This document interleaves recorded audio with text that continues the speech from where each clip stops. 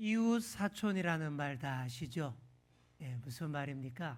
멀리 사는 진짜 사촌보다 옆집에, 앞집에, 뒷집에 사는 이웃이 더 가까운, 훨씬 더 친하고 가깝다라는 그런 말이 되겠죠. 자, 그런데요, 가깝다고 다 좋은 이웃은 아닙니다. 어떤 이웃이 좋은 이웃일까요?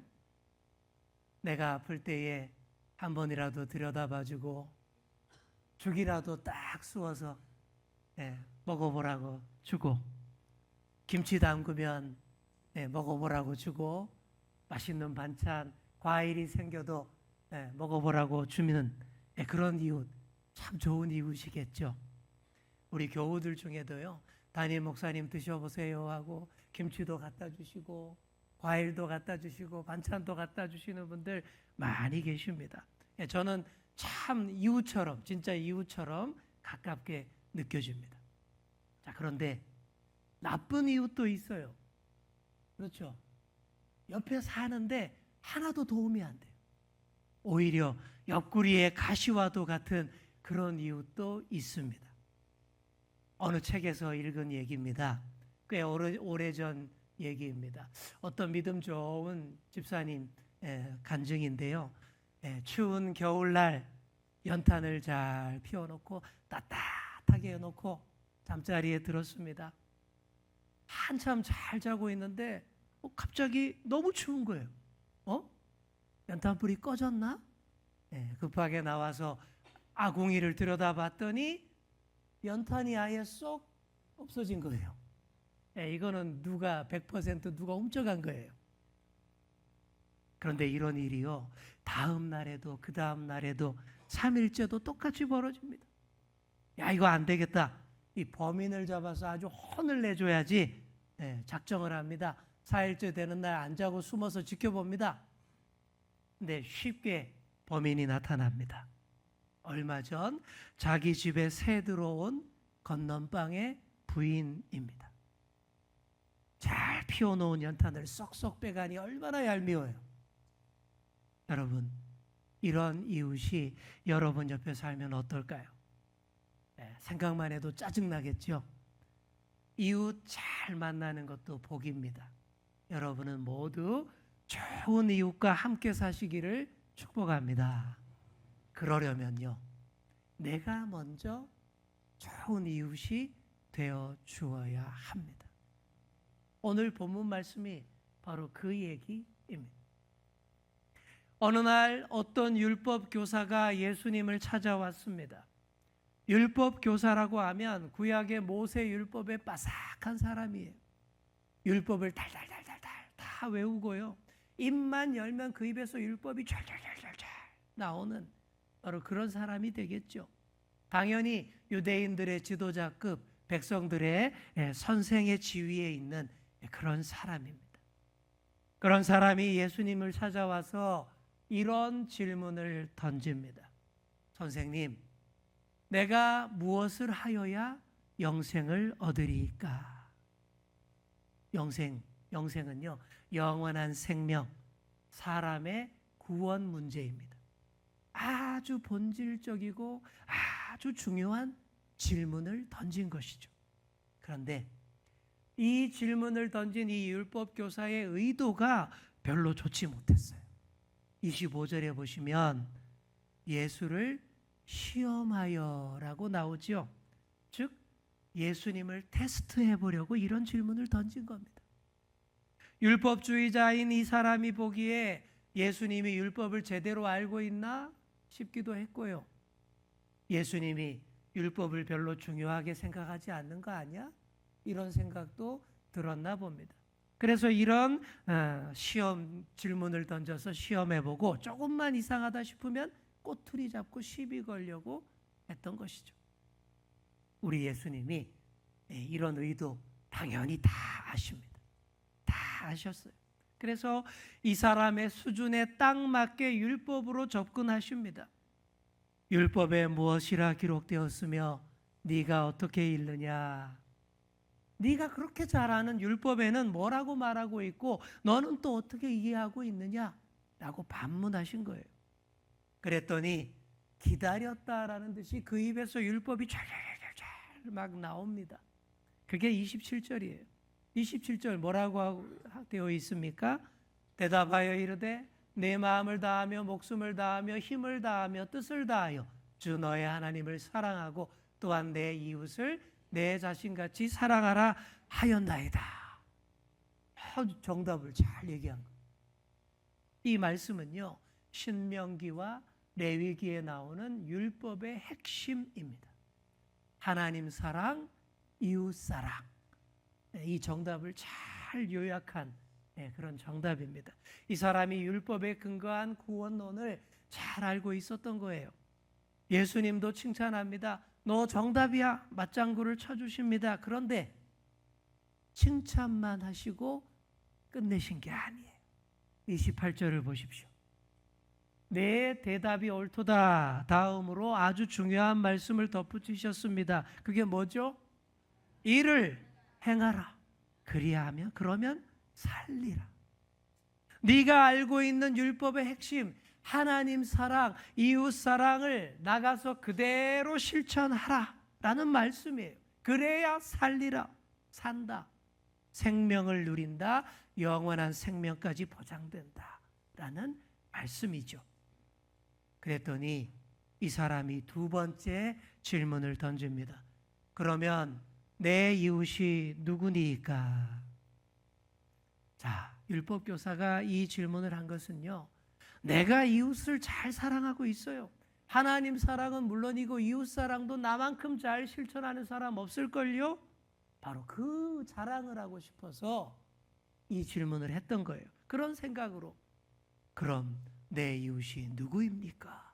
아주 사뭇 진지한 표정으로 수준 있는 척, 고상한 척 다시 그렇게 예수님께 여쭌 겁니다.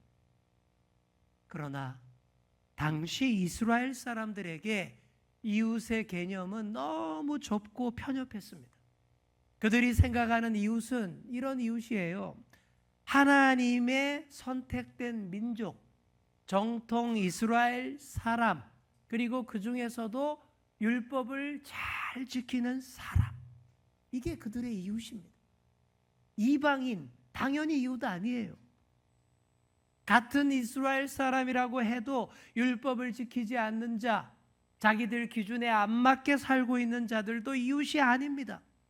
세리, 창녀 같은 죄인들, 소외된 자들, 절대 이들이 생각하는 이웃이 아니에요. 북부 갈릴리와 남부 유대 지역, 중간 지역에 사는 혼혈 민족 사마리아인들, 예루살렘 성전에 절대 안 오는, 아니 못 오는 사마리아 사람들도 절대 그들의 이웃이 아닙니다. 이 율법 교사도 이런 편협하고 좁은 의미의 이웃 개념으로 살던 사람이에요. 그래서 내가 생각하는 이웃, 아주 그 좁은 의미의 그 이웃들에게 내가 너무 잘하고 있다. 막 그 자랑을 하고 싶었던 것입니다. 예수님이 이 율법 교사에게 한 이야기를 들려주십니다. 그 얘기가 바로 그 유명한 선한 사마리아 사람 이야기입니다.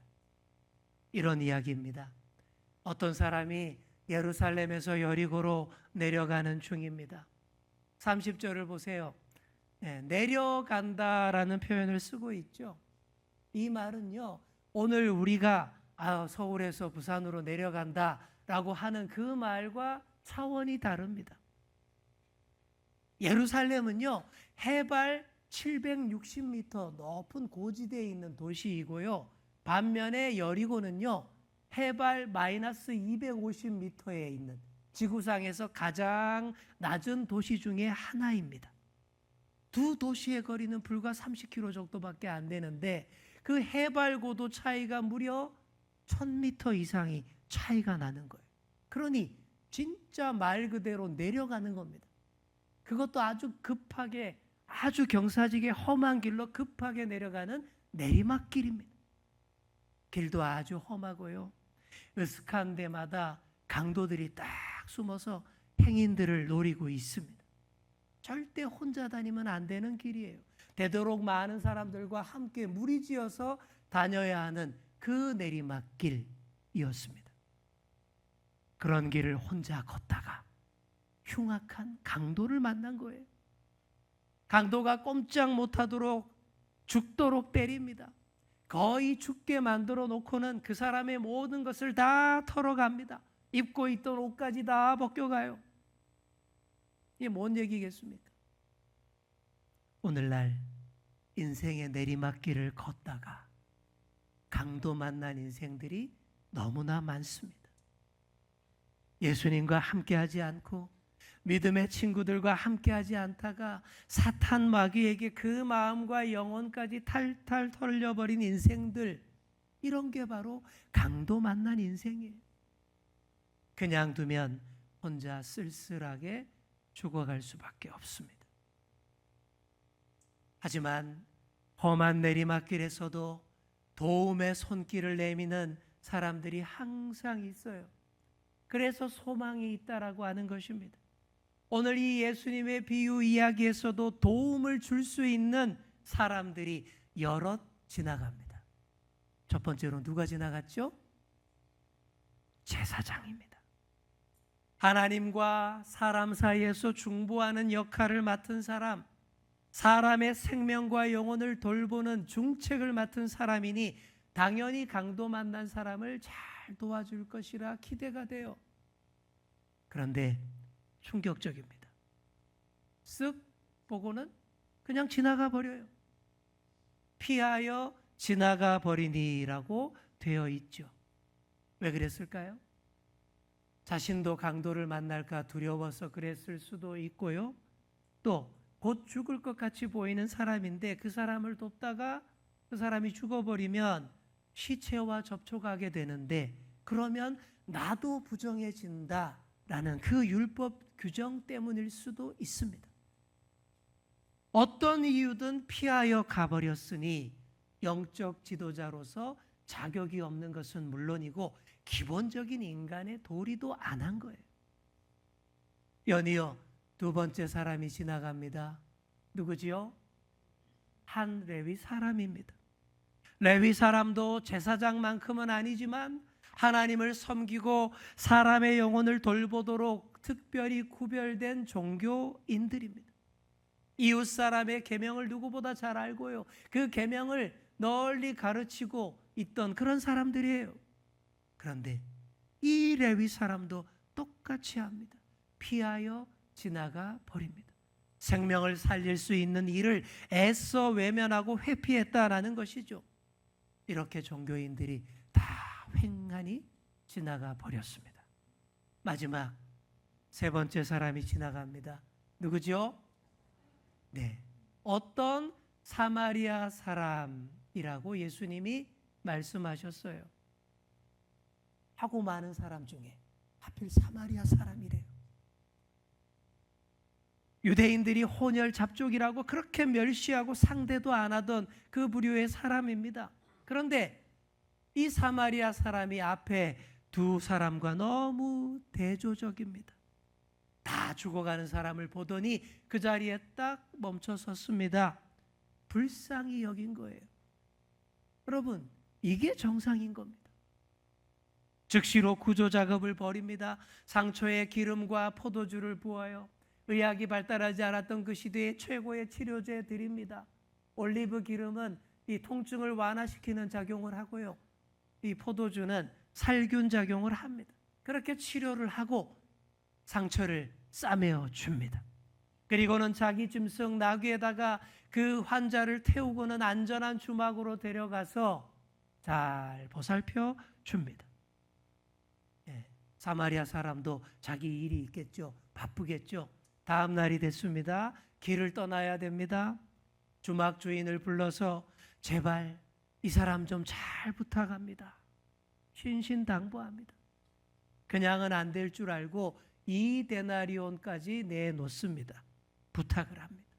2데나리온은요, 당시 2주일치 숙박비에 해당하는 꽤 큰 금액인 거예요. 충분히 그 사람이 치료받을 수 있는 비용을 지불한 겁니다. 그 돈을 주면서 제발 부탁합니다 라고 했고요. 비용이 더 들면 내가 일 끝내고 돌아올 때 다 갚아주겠다라고까지 얘기합니다. 죽을 사람 살려서 데려왔으니 이미 할 만큼 다 한 거예요. 그런데도 끝까지 도움의 손길을 거두지 않습니다. 좋은 이웃이 되고자 하는 그 마음이 진심인 사람인 거예요. 예수님의 이야기는 여기까지. 그리고는 이 이야기에 대한 결론을 내고자 피드백을 율법교사에게 예수님이 요구하십니다. 내 생각에는 이 세 사람 중에 누가 강도 만난 자의 이웃이 되겠느냐? 여러분, 누가 이웃이 되겠습니까? 그렇죠. 사마리아 사람이죠. 모두가 정답을 압니다. 이 율법 교사도 정답을 알아요. 당연히 사마리아 사람. 그래서 네, 사마리아 사람입니다 라고 대답해야 하겠죠. 그런데 죽어도 그렇게 대답 안 합니다. 왜요? 그렇게 미워하고 상종도 안 하는 사마리아 사람을 자기 입에도 올리기 싫었기 때문이죠. 그래서 이렇게 대답을 합니다. 네, 자비를 베푼 사람입니다. 그런데요, 너무 중요한 말을 한 겁니다. 본의 아니게 핵심을 얘기한 거예요. 내가 자비를 베푸는 그 사람이 내 이웃이 맞습니다. 자, 우리 옆에 계신 분께 한번 이렇게 말해 주겠습니다. 내가 자비를 베푸는 사람이 내 이웃입니다. 앞에서 율법교사가 누가 내 이웃입니까? 라고 질문했지 않습니까? 거기에 대한 대답이 이겁니다. 내 옆집에, 내 앞집에, 내 뒷집에 사는 사람이 아니라 나랑 똑같은 말을 하고 나랑 똑같은 생각을 하는 그 사람이 내 이웃이 아니라 내가 가서 도와주고 자비를 베풀면 그가 누구이든 내 이웃입니다. 그리고 내가 가서 이웃이 되어준다라는 것, 이게 진짜로 중요합니다. 이게 핵심이에요. 지금 나의 도움을 가장 필요로 하는 사람이 우선입니다. 그 사람이 나를 좋아하느냐 싫어하느냐, 그 사람이 외국인이냐 사마리아 사람이냐 중요하지 않아요. 그죠? 지금 내 도움을 가장 필요로 하는 사람에게 내가 가서 자비를 베풀면 그 순간부터 내가 그 사람의 이웃이 되는 것입니다. 여러분, 잘 기억하십시오. 이게 우리 예수님이 가르쳐 주시는 이웃의 새로운 개념입니다. 가서 너도 이와 같이 하라. 먼저 가서 이웃이 되어주라 라고 예수님 말씀하신 거예요. 하나님 사랑, 이웃 사랑 말로만 하지 말라는 거예요. 강도 만난 자를 보거든 피해가지 말고 사마리아 사람처럼 얼른 가서 이웃이 되어주라 라는 것입니다. 자, 우리 옆에 계신 분께 한 번 더 얘기해 주겠습니다. 내가 먼저 좋은 이웃이 되어주어야 합니다. 아멘. 우리가 153 새생명 초청잔치를 앞두고 있습니다. 얼마 남았죠? 네, 질문하니까 눈이 다 일로 딱 가죠? 네, 3주밖에 안 남았어요. 이 시점에서 가장 좋은 이웃이 되어주려면 어떻게 해야 될까요? 예수님을 소개하는 이웃, 교회에 데리고 오는 이웃이 최고의 이웃입니다. 예수님도 모르고 인생의 내리막길을 걷다가 강도 만나서 다 털려버린 그 영혼들, 그들에게 다가가서 예수님을 소개하는 이웃, 이보다 더 좋은 이웃이 없어요. 여러분이 그런 최고의 이웃이 되시기를 축복합니다. 앞에서 밤마다 연탄불 빼가던 건너방 부인 얘기했죠. 그 얘기 마무리하고 말씀을 맺도록 하겠습니다. 밤마다 연탄을 쏙쏙 빼가면 얼마나 얄밉겠습니까? 상상이 되십니까? 범인을 포착한 그날 밤 당장 붙잡아서 혼을 내줘야지 막 생각이 들었는데 그 집사님이 마음을 달리 먹어요. 새 들어온 이 사람 형편이 참 어렵다라는 얘기도 들었고 오죽하면 저럴까 불쌍한 생각이 막 드는 거예요. 그래, 내가 예수님 믿는 사람인데 불쌍하게 여기자. 모른 척하고 넘어가요. 연탄을 빼가면 조용히 나가서 다른 연탄 집어넣고 힘들게 다시 불 살려서 피워놓습니다. 네. 좋은 이웃이 되어주려고 작정한 거예요. 무려 2주나 연탄을 빼갑니다. 2주가 지난 어느 날 똑똑똑 건넌방 부인이 할 말이 있다며 찾아온 거예요. 밤마다 내가 연탄 빼가는 거 다 알고 있었죠? 네, 진작에 다 알고 있었습니다. 그런데 다 아시면서 왜 아무 말씀도 안 하세요? 그렇게 대화가 시작됐습니다. 들어보니 그런 얘기입니다. 남편 사업이 망해서 월세가 싼 이 집으로 이사를 왔다라는 거예요. 그 뒤로도 되는 일이 하나도 없더래요. 생각도 못해서 용하다라는 점쟁이를 찾아갔답니다. 점쟁이에게 어떻게 하면 좋으냐고 물어봤대요. 점쟁이가 그러더랍니다. 아무나 붙잡고 한바탕 대판 싸우고 나면 애군이 물러가서 행운이 올 것이야. 그러더라는 거예요. 그 얘기 듣고는 그렇게 하려고 주인 아주머니랑 대판 싸우려고 연탄을 빼갔다라는 거예요. 그런데 대판 싸워야 되는데 아무리 연탄을 빼가도 싸움이 안 일어나더래요. 주인 아주머니가 다 아는 눈치인데도 그냥 아유 따뜻하게 주무세요라는 마음으로 내버려 두는 것 같더라는 거예요. 마음이 자꾸 너무 불편해지더랍니다. 결국 이렇게 찾아와서 이실 직구하고 용서를 구합니다. 그러는 거예요. 그러자 믿음 좋은 이 집사님이 대화의 방향을 싹 바꿉니다. 점쟁이나 찾아다니지 마시고 내가 믿는 예수님 한번 믿어보세요.